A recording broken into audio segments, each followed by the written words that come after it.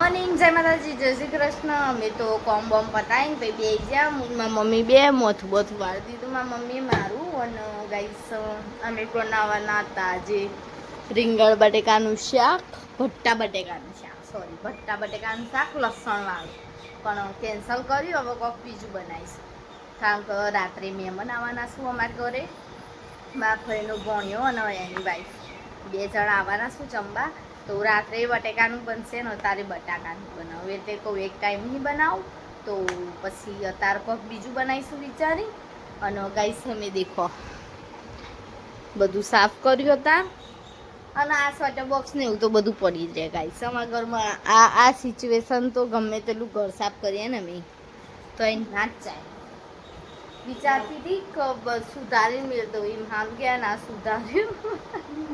માપાનો phone આવી છે પહેલાં લગા વહેલા કોઈ સુધારી ને શાક રોટલી બનાવી દીધી ને તે વહેલા બનાવે. કાં કે રોટલી કરતો વાર લાગે એટલા માટે.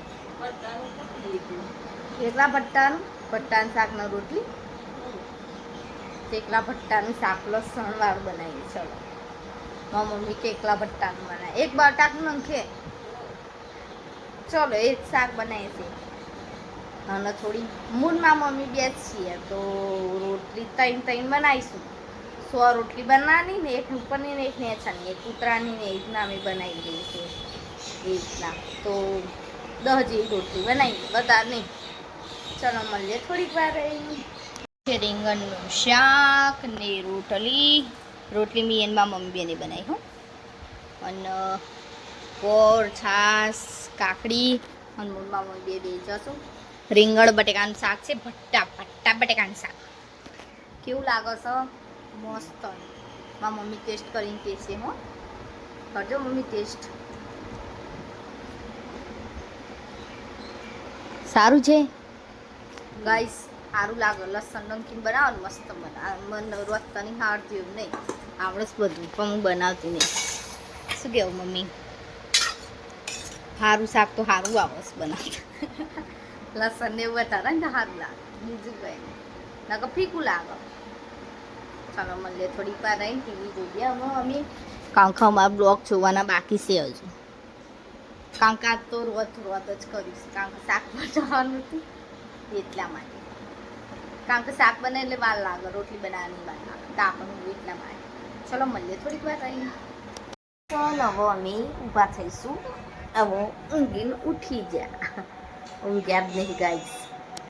અમે તો બધી શરૂઆત કરી દીધી છે. તો આ ભાત અને આ મસૂર ગાઈસ કશું મૂક્યું નહીં, પણ કુકર ડાયરેક્ટ ખુલ્લો નહીં. ચલો વાંધો નહીં. આમાં દાળ છે, આમાં ગોટાનું ખીરું, આમાં બટેકા અને ગાઈસ પાપડ કરવાના છે પણ થોડીક વાર અહીં કરું.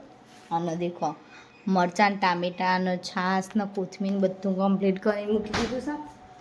તો હમણાં થોડીક વાર રહીને રસોઈ કરવા માંડીએ મૂળમાં મમ્મી બે.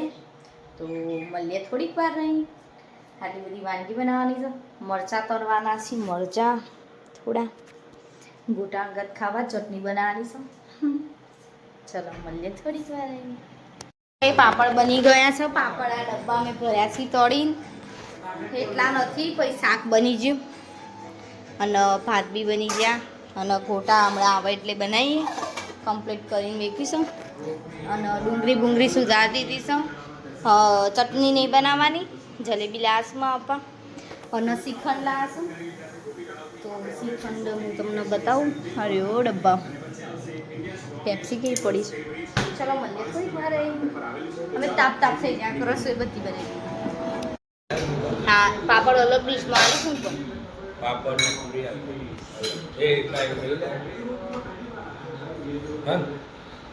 પેલા માપની ગોટા જઈલાની ચેખો ખાવાનું છે. દાળ ગોટા પછી શાક મરચાં પૂરીઓ મમ્મી શાક ડીશ બની ખાવાનું કાઢીમાં આપવા. અને ભૂલો ને વાઈફ ચમડા જો આનું તો બ્લોકમાં બતાવી. તો બધા બે આવશો તમે યુટ્યુબમાં એમ નહીં તમે આવશો ને તો આ રવિ બે આવ્યો ને એ બધા બેસી જઈશ બધા ટીવી જોઈશી અને અમે ખાવાનું કાઢીએ છીએ